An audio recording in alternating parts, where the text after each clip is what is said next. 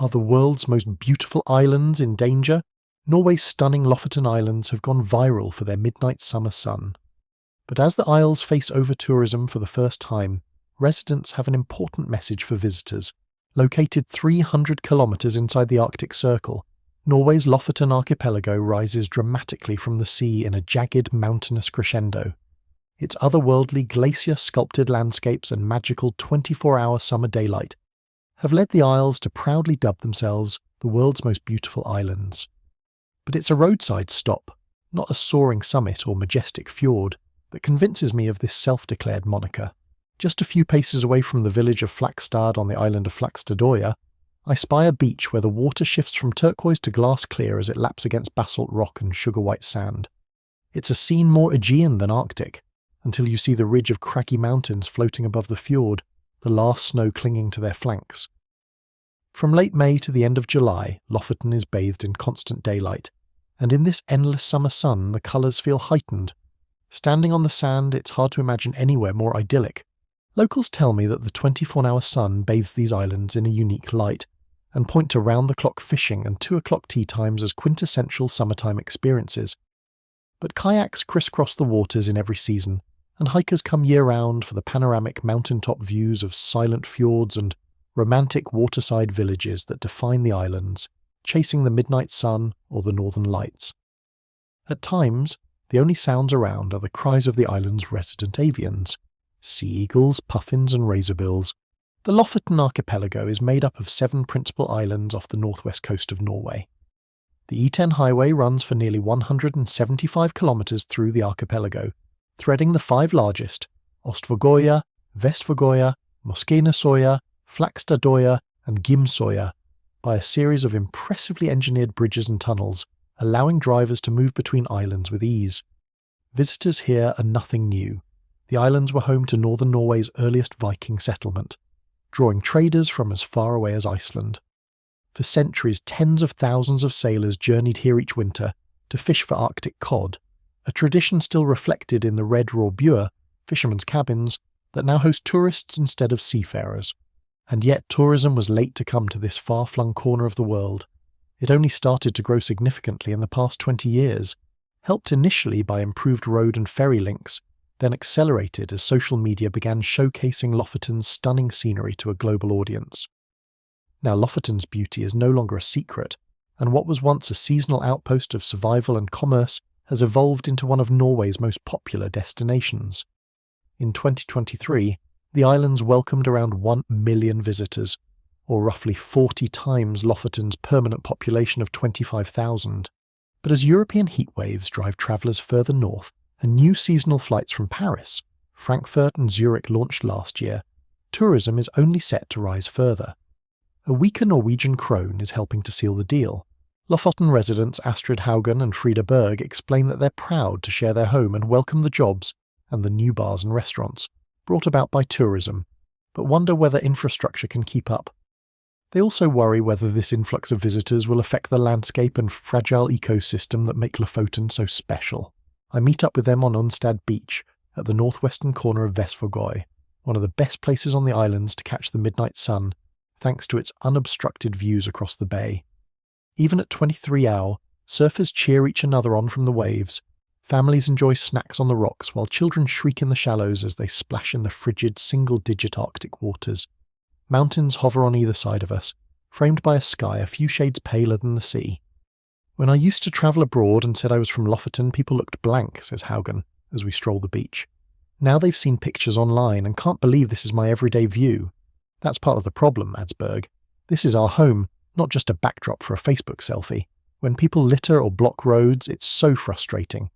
Many residents I speak with share this frustration. They're not just bothered by the number of visitors, but by their behaviour. I see many examples of this during my week on Lofoten. RVs creep along narrow fjordside roads to snap a photo, oblivious to the traffic building behind them.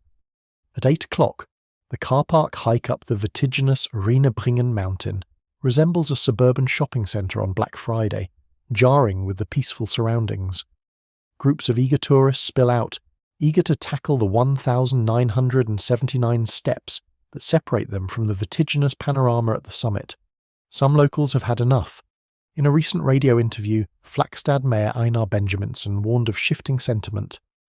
10 years ago, maybe 2% of our residents didn't want tourism. Now it's more like 25%.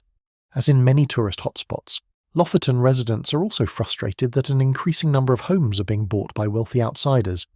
Some are purchased as seasonal getaways or turned into short-term accommodation, hollowing out villages in winter. In other areas, whole settlements have been turned into sleek resorts. Nusfjord, on Lofoten's southern coast, illustrates this shift. The historic fishing village is postcard perfect, with red and ochre warehouses perched on a narrow isthmus facing the sea, appearing frozen in time on its 19th century foundations. The permanent population? 22. The number of annual tourists? 90,000. After the village's fishing industry migrated to more populated areas, Nusfjord Centre became a UNESCO World Heritage Site, combining tourist accommodation and a living museum where you can touch, feel and breathe the history of coastal Norway, according to local historian Ingrid Larsen. It remains an utterly charming stop. The museum, set in a former cod liver factory, offers insights into the village's fishing legacy. The restored general store serves excellent cinnamon buns, and the boardwalk, backed by a rippled grey ridge line, is undeniably scenic. Erling Hansen, a tour guide, understands the locals' concern but is pragmatic. Without tourism, there probably would be no village in Nusfjord anymore. Later that day in Henningsvær, 80 kilometres and several peninsulas away from Nusfjord, the contrast is stark.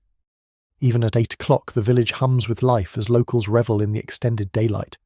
Teenagers swarm towards the floodlit football pitch, improbably perched on a rocky outcrop. 2 neighbours paint their front doors, one white, one blue, gesturing mid-conversation with dripping brushes. At the harbour, tools clank as fishermen check their nets. The fish bite better at midnight, one says with a grin. Erling Hansen, a tour guide, understands the locals' concern but is pragmatic. Without tourism, there probably would be no village in Nusfjord anymore. Tourism supports 19% of local jobs on the islands. Around-the-clock fishing trips offer visitors a taste of tradition and locals a new income stream. The message is clear. Guests are welcome, but as Hansen says, we're not some Arctic Disney World. Earlier this year, the Norwegian government gave councils in high tourism areas the right to introduce a visitor tax. Lofoten plans to roll it out in 2026. The revenue will help fund overstretched infrastructure, from extra parking to trail signage urging hikers to stick to the path, in case the dizzying drop-offs weren't clear enough. Mayor Benjaminsen welcomes the budgetary relief.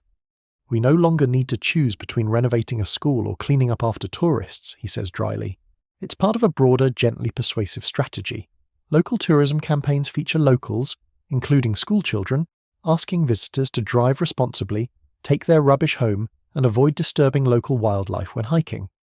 Officials also hope to promote Lofoten year-round, easing the summer surge and preventing areas becoming ghost towns when the light fades. I back at Unstad.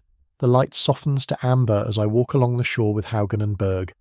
A lone surfer rides a gilded wave while multiple families are trying, and failing, to convince their children that constant daylight doesn't cancel bedtime. It's hard, says Berg.